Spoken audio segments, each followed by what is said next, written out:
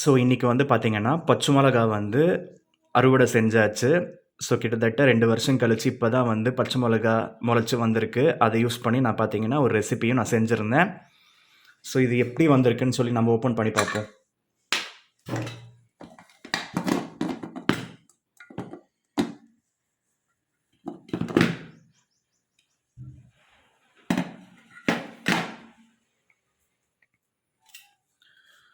So இது வந்து பார்த்திங்கன்னா பாஸ்மதி ரைஸ் யூஸ் பண்ணி பீன்ஸு, பச்சை பட்டாணி, அதுக்கப்புறம் வெங்காயம், பச்சை மிளகா, ஸோ மற்றதெல்லாம் எப்பயும் நம்ம போடுவோம் இல்லையா, அந்த பிரியாணிக்கு போடுறது எல்லாமே அந்த மசாலா, அதுக்கப்புறம் அந்த பட்டை, அந்த லவங்கம், அந்த ஸ்டாரு, அந்த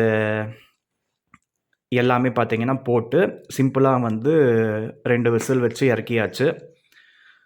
ஸோ இது நெய் மட்டும்தான் நான் யூஸ் பண்ணி நான் செஞ்சேன். எண்ணெய் கூட நான் போடவே இல்லை.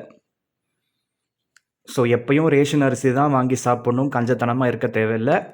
ஸோ ஒரு சில நேரத்தில் நம்ம பாஸ்மதி ரைஸ் வாங்கி ஒரு 5 கிலோகிராம் நம்ம வீட்டில் ஸ்டாக் வச்சுருந்தா எப்போ வேணும்னாலும் இந்த மாதிரி டிஃப்ரெண்ட்டாக ரெசிபி செய்கிறப்ப செஞ்சு சாப்பிட்றப்ப நல்லாயிருக்கும். ஸோ அதே போல் வீட்டில் எப்பயுமே இந்த பொன்னி அரிசி, இந்த பச்சரிசி நாங்கள் சாப்பிட்றதுனால அதை ஸ்டாக் வாங்கி வச்சுருப்பேன். ஸோ இந்த மாதிரி நம்ம எல்லா அரிசியுமே கலந்து யூஸ் பண்ணால் நமக்கு கிராசரி வந்து விலை கண்டிப்பாக வந்து கம்மியாகும். ரேஷன் அரிசியை வீண் பண்ணாமல் அதை கூட சுத்தம் செஞ்சு சாப்பிடுங்கன்னு சொல்லி நான் சொல்லியிருப்பேன்.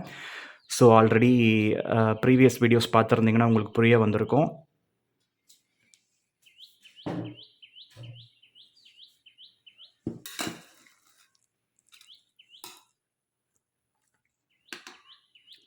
இது உடனே வந்து கிளறாமல் கொஞ்சம் வந்து ஆறுனதுக்கப்புறம் நம்ம கிளறப்ப உங்களுக்கு அந்த சாதம் எல்லாம் கூட அந்த பருக்கையாக நல்லாயிருக்கும்.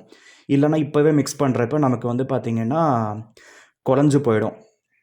பட் ஆனால் இது வந்து விசில் வந்து 20 நிமிஷம் மேலே ஆகுது. ஸோ இப்போ தான் நான் வந்திருக்கேன்.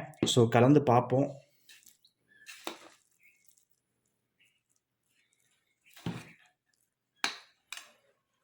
ஸோ இன்னும் கொஞ்சம் நேரம் ஆறுனதுக்கப்புறம் கலந்துக்கலாம்னு தோணுது. ஸோ கொஞ்சம் சூடாக தான் இருக்குது. இந்த சூடில் வந்து நம்ம கலக்கிறப்ப குழஞ்சி போயிடும். ஸோ அதுக்கு நம்ம ரேஷன் அரிசியை சாப்பிட்டுக்கலாம்னு தோணும். அந்த பெருசாக அந்த பருக்கையாக இருக்கப்போ தான் நல்லாயிருக்கும் இல்லையா பார்க்குறப்ப.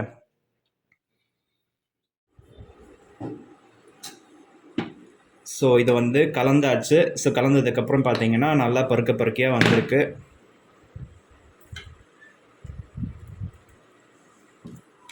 ஸோ நம்ம வீட்டில் வந்து வளர்ந்த பச்சை மிளகா யூஸ் பண்ணி சமைச்ச சமையல். ஸோ டேஸ்ட் எப்படி வந்திருக்குன்னு சொல்கிறேன்.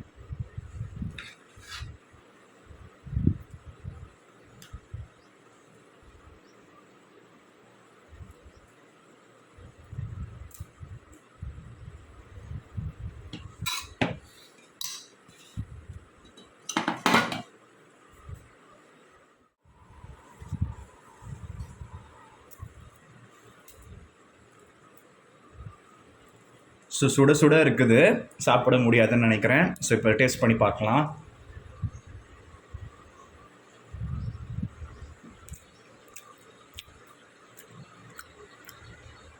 நல்லா தாங்க இருக்குது.